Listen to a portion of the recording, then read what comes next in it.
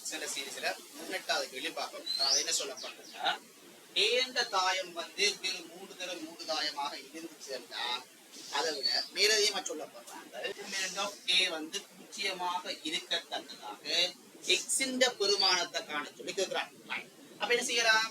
அப்ப ஏ என்ற ஒரு தாயம் தரப்பட்டிருக்கு, மூன்று தரம் மூன்று தாயம், எங்களுக்கு அதன் டிட்டர்மினன்ட் பூஜ்ஜியமாக இருக்கத்தக்கதாக எக்ஸின் பெருமானம் காணணும். பொதுவா ஒரு தாயத்தின் டிட்டர்மினன்ட் என்ன செய்வீங்க? இப்படி ரெண்டு நேர்கோட்டுக்குள்ள எழுதுவோம். இப்ப ஏ என்ற தாயத்தின் டிட்டர்மினன்ட் வந்து பூஜ்ஜியமாக இருக்கத்தக்கதாக எக்ஸின் பெருமானத்தை பார்த்துக் கொள்ள வேண்டும். அப்ப என்ன செய்யலாம்? அப்ப டிட்டர்மினன்ட் காணிக்க நாங்க பொதுவா என்ன செய்யலாம்? எந்த ரூமை எடுத்துக்கொண்டு செய்யலாம், அல்லது எந்த குளம் உண்டு வச்சுக்கொண்டு செய்யலாம். பொதுவா என்ன செய்வோம்? எந்த பக்கம் அதிக பூஜ்ஜியம் பெறுதோ அந்த ரூ அல்லது அந்த குளத்தை எடுப்போம். நம்ம இங்க வாங்க, இந்த ரூ எடுத்த மண்டங்களுக்கு ஒரு பூஜ்ஜியம் வருது, இந்த ரூ குளத்தை எடுத்தாலும் ஒன்று வருது, இந்த குளம் எடுத்தாலும் ஒன்று வரும், இந்த ரூ எடுத்தாலும் ஒன்று வரும். அப்ப ஏதாவது நம்ம எடுக்கலாம். நான் முதலாக எடுக்கிறேன் என்று சொல்றதுக்காக அப்ப என்ன செய்யப்படுது? எக்ஸ் இன்டு சி ஒன்று கொண்டு ஏன் முதலாவது ரூல முதலாவது குளமா இருக்கிறவரையா சி ஒன்று கொண்டு பூஜ்ஜியம் பண்ணபடியா விடலாம். அல்லது நாங்கள் என்ன செய்யலாம்? சும்மா காட்டுனா சி ஒன்று ரெண்டு பூஜ்ஜியம் தர சி ஒன்று ரெண்டு இப்படி பூஜ்ஜியம் பண்ணபடியா பிறகு படைக்க வேற போறபடி என்ன வேற போத கட்டாயம் பூஜ்ஜியம் தந்திர அங்கால ஒன்று தர சி ஒன்று மூன்று சமன் பூஜ்ஜியம் டிட்டர்மினன்ட் பூஜ்ஜியம் தந்திருக்கிறான்.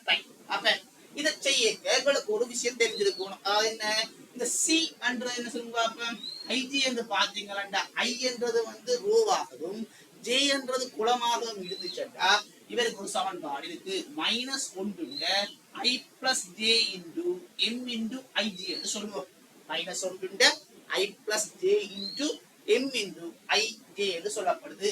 அதாவது என்னன்னா, இந்த ரெண்டு பேர்ட்ட கூட்டுத்தொகை உங்களுக்கு எப்படி வருது? ரெண்டு ஒரு இரட்டை நம்பர். அப்ப இரட்டை நம்பர் என்ற வழியா மைனஸ் ஒன்று இரட்டை நம்பர் எங்களுக்கு நேரா வந்து அதாவது குறிய பார்க்கறதுக்கு நாங்க பயன்படுத்திக் கொள்வோம். அங்கால வருவது வந்து டிட்டர்மினன்ட். அதாவது என்ன? எம் ஒன்று ஒன்று, அதாவது ஒன்றோட கொண்டு போட்டீங்கன்னா ஐக்கும் ஜேக்கும் அங்க வருவது வந்து எம் ஒன்று ஒன்று பார்ப்போம்.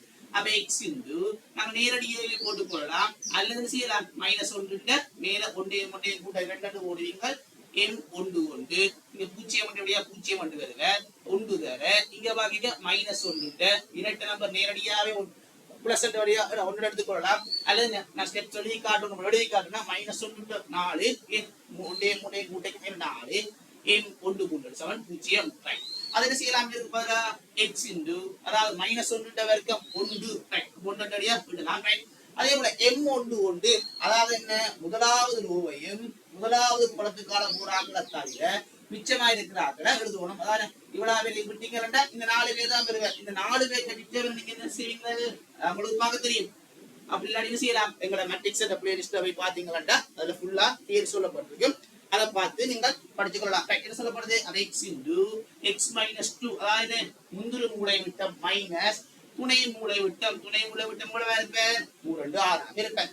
இங்கால வர பூஜ்ஜியத்தை விடலாம், இங்கால ஒன்று தர இவர் என்ன மைனஸ் ஒன்று 4ஆம் அடுக்கு அதான் ஒன்று ஒன்று எம் ஒன்று மூணு முதலாவது ரூல முதலாவது குளத்தை விட்டுட்டு மிச்சாக்கிற பாத்தீங்கன்னா இந்த 4 பேரு பெருகினம். இந்த 4 பேருக்கு என்ன செய்யலாம்? இந்த 4 பேருக்கு பாத்தீங்கன்னா முந்திரு மூளை விட்டம் அதாவது பூஜ்ஜியத்தால பெருக்கப்பட்ட பூஜ்ஜியம் மைனஸ் துணை மூளை விட்டம் அவ்வளவு 2x பேருங்க இவ்வளவு சமன் பூஜ்ஜியம் வந்து பார்த்துக் கொள்ளுங்க. அப்ப கொஞ்சம் சுருக்கம் எக்ஸ் இன்டு இவரை சுருக்கினா எக்ஸ் வர்க்கம் மைனஸ் 10x மைனஸ் 6 பக்கம் பாத்தீங்கன்னா மைனஸ் 10x சமன் பூஜ்ஜியம் வந்து வருவார்.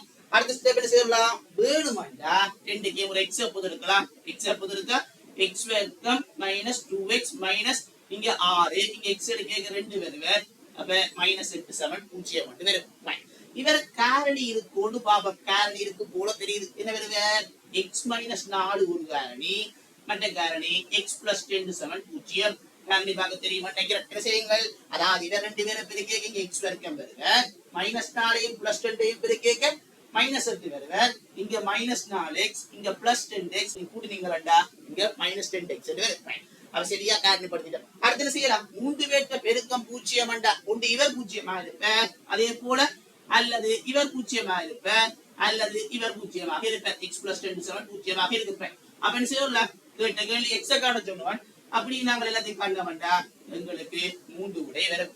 ஆகவே இந்த மேட்ரிக்ஸ் என்ற சீரிஸில் இருக்கக்கூடிய 18வது கேள்விக்கு இந்த 3 விடையும் சரியான விடையாக இருக்கும். சரி, அடுத்து நாங்கள் 19வது கேள்வி பார்ப்போம்.